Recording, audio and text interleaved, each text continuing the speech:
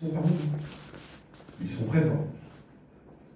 Parce que Gisors va servir, à travers ce premier ouvrage, à lancer toute l'histoire du prieuré de Sion, mais sans jamais le nommer à l'époque.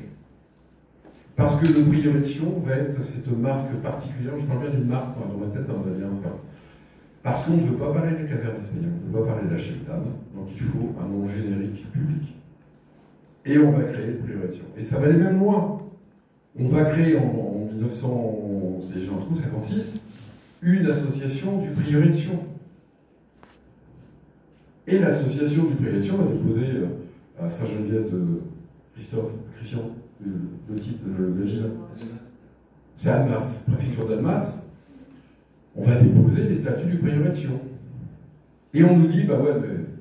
et ça, on soit d'accord ici, que les gens qui se passionnent pour le prieuré de Sion et l'histoire, lui, c'est du pipeau, puisqu'il défendait les habitants des HLM de la région d'Annemasse. Et pourquoi on dit ça?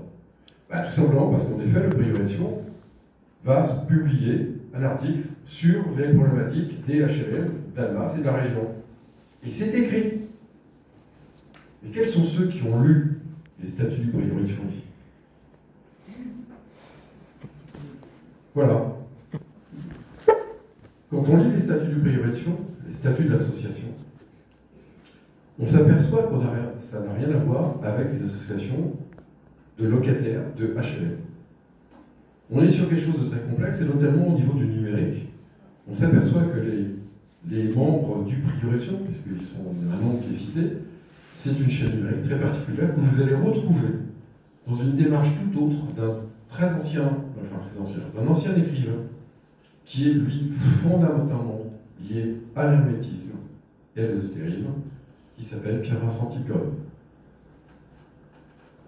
Et on voit que cette structuration du prieuré de Sion, quand on le lit, eh bien, si vous êtes un peu curieux, si vous avez déjà regardé des statuts d'associations qui couvrent certaines loges maçonniques, enfin c'est pas certaines, c'est obligatoire en France, il y a des associations qui couvrent toutes les loges, eh bien ces statuts ressemblent plus à quelque chose d'initiatique.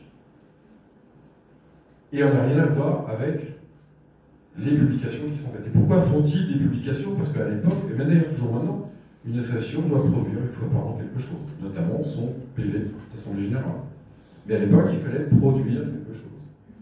Donc quand vous êtes dans une structure qui a une démarche ésotérique initiatique, plus ou moins, vous savez, le monde initiatique est relativement fermé, bah, vous n'allez pas faire de rapport de ce que vous faites, donc vous allez produire quelque chose. Donc on produit un texte qui va permettre d'être dans l'égalité.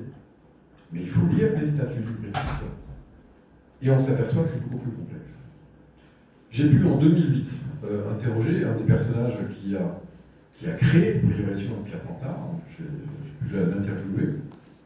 Et il m'a dit, oui, en effet, Pierre Plantard, d'abord il l'a rencontré sur les cours de tennis d'Annemasse.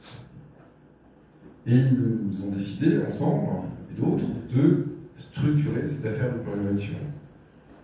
Et il m'a dit, en effet, quand on était avec Pierre Plantard, on sentait que l'idée du prieuré de Sion cachait autre chose.